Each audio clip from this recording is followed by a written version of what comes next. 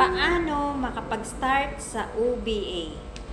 Hi everyone! My name is Sanji, Head Coach and Admin ng Online Business Academy.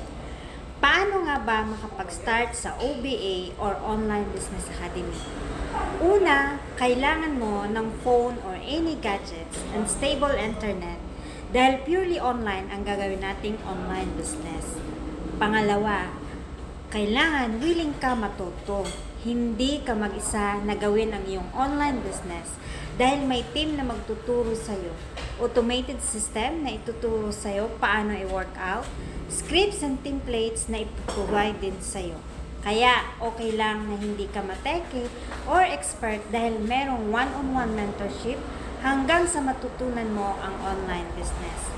Pangatlo, kailangan mo ng sariling license to operate or account user ID dahil ito ang way para maka-access ka sa ating online business. Dito din papasok lahat ng transactions at dito rin papasok sa account ID mo ang iyong income. Kaya kung ikaw isa kang OFW, empleyado, retired employee, or kahit nasa bahay ka na naghahanap ng legit, well-guided, pwede mong gawin sa iyong free time, pwede sa'yo ang OBA. Pwede mong dalhin kahit saan ka magpunta. Kaya, kung gusto mong mag-guide at ma-prioritize kita, like and share this video. Message me directly for more details.